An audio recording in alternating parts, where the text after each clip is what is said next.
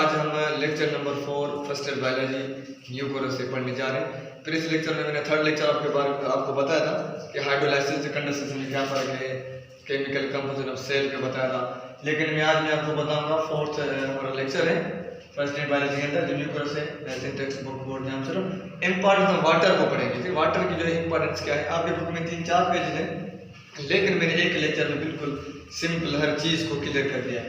चाहे आप बोर्ड का एग्जाम दें, चाहे आप स्कूल में कॉलेज में इनको जो है एग्जाम दें, या आप एप्लीकेशन दें, तो ये वही लेक्चर एक ही ऑल इन वन सबके लिए बहुत ही इंपॉर्टेंट है। ठीक है, यहाँ पे स्टार्ट कर रहे हैं। हमारा जो टॉपिक है आज इंपॉर्टेंस ऑफ वाटर है, तो most abundant component in living organism. ठीक है, सबसे ज्यादा जो अबडेंट कंपोनेंट है वो वाटर है हमारे बॉडी में।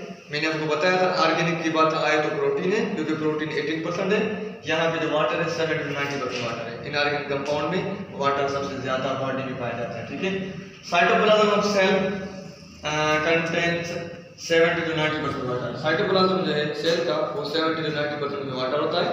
ठीक है, बोन सेल्स में 20% वाटर होता है, ये आपको नोट करना है। बोन सेल्स में 20% वाटर होता है, और ब्रेन सेल्स 85% वाटर। जो ब्रेन सेल है उसमें जो है 85% वाटर होता है।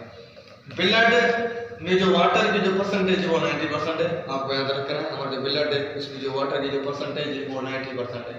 जेलीफिश आपने सुना होगा, ये फाइलम सेलेंटेटा का जो एनिमल है, फाइलम नाइडेरिया का जो एनिमल है, इसमें 95% वाटर होता है, ये आपको याद रखना है।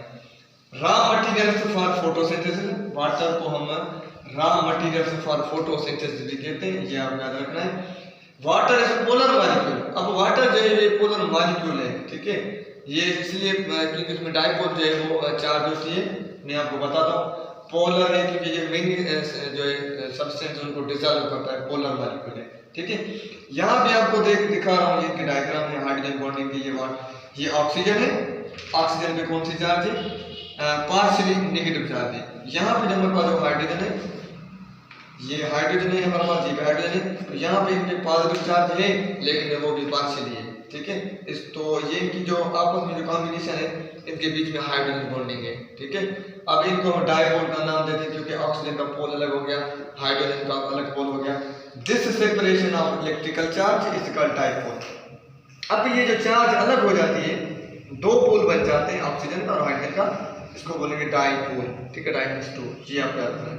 तो यहाँ पे आज हम दूसरा भी जो इनके साथ ही टॉपिक है, cohesive force of attraction. Cohesive force of attraction को पढ़ेंगे।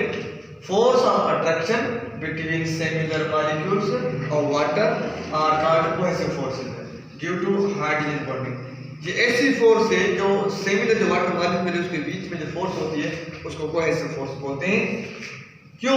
क्योंकि हाइड्रोजन बॉन्डिंग होती है, उसके साथ वाटर जो अपने साथ वो अटैच होता है। Example, it flows as protoplasm in the cell. Water जो है फ्लो करता है प्रोटोप्लाज्म जो सेल है, as blood into blood, blood के अंदर ब्लड ट्रांसपोर्ट के अंदर जो वाटर होता है फोर्स होती है इसके अंदर। As fluid in conductive tissues in plants. Plant में जो कंडक्टिव टिश्यूज है, मैंने आपको बताया था कि जाइलम जो है वाटर को मिनरल्स को कंडक्ट करता है, कैरी करता है, तो उसमें भी जो वाटर की जो फोर्स होती है। अब एडहेसिव फोर्स ऑफ अट्रैक्शन, ये क्या है, attractive force between dissimilar molecules called cohesive force of attraction. ये अट्रैक्टिव फोर्स है डिसिमिलर मॉलिक्यूल के बीच में वाटर में, तो उनको बोलेंगे cohesive force of attraction. Example में क्या लिखा है कि लाइन अप फोर्स होती है जब ये हमारे पास जो है, यहाँ पे जो हमारे पास प्लांट है उसमें जो जाइलम है, तो जाइलम में क्या होता है कि यहाँ पे साइडों में जो दीवार है उसमें जो वाटर की जो है वो फोर्स लगती है, तो उसको बोलेंगे क्लाइंब अप फोर्स। अब water molecules hold in vessels, vessels जो है उनको होल्ड करता है and prevent them backward flow, और उनसे बचाता है वापस से जो है फ्लो करने से। तो ये हमारे पास है एडहेसिव फोर्स ऑफ अट्रैक्शन। ठीक है, यहाँ पे जो हमारे पास हाई स्पेसिफिक हीट है, इसको पढ़ेंगे। ये क्या है, specific heat of a substance is the amount of energy required to raise the temperature of 1 gram of heat substance called high heat vaporization या high specific heat इसको बोलते हैं। मैंने एग्जाम्पल लिखा है, जैसे 1 सेंटीग्रेड है Eg, 15 सेंटीग्रेड टू 16 सेंटीग्रेड। अगर हम किसी अमाउंट का एनर्जी देंगे, ज्यादा एनर्जी हीट देंगे, तो हम जो है उनका जो है टेम्परेचर है सेंटीग्रेड को बढ़ाएंगे, ठीक है, तो उसको बोलेंगे हाई स्पेसिफिक हीट। वाटर की जो हीट है वो हाई होती है, ठीक है, ये आपने रखना है। अब पढ़ने जा रहे हैं high heat of vaporization. Water की जो वेपराइजेशन है उनकी हाई हीट होती है, तब जाके जो वाटर है वो जो है लिक्विड जो है वो वेपर में चेंज होता है। Change liquid state of water to vapour state is called high heat of vaporization. ये इसकी डेफिनेशन है, ठीक है। इसमें क्या होता है, लिक्विड जो है चेंज हो जाता है वेपर्स में, ठीक है। वाटर जो है वो वेपर्स में चेंज होता है, इसको बोलेंगे high heat of vaporization. Water has a high heat of vaporization, आपको याद रखना है कितनी होती है 574 हमारे पास केकल या केजी, तभी जाके वाटर लिक्विड से वेपर में जो है वो चेंज होता है, ये आपको याद रखना है। अब है hydrophobic exclusion. Hydro means water, phobic means to fear. Reduction of contact area between water and hydrophobic substances which are placed in water, ठीक है। ये रिडक्शन कांटेक्ट होता है वाटर के बीच में, हाइड्रोफोबिक जो सब्सटेंस होते हैं उनके बीच में रखा गया।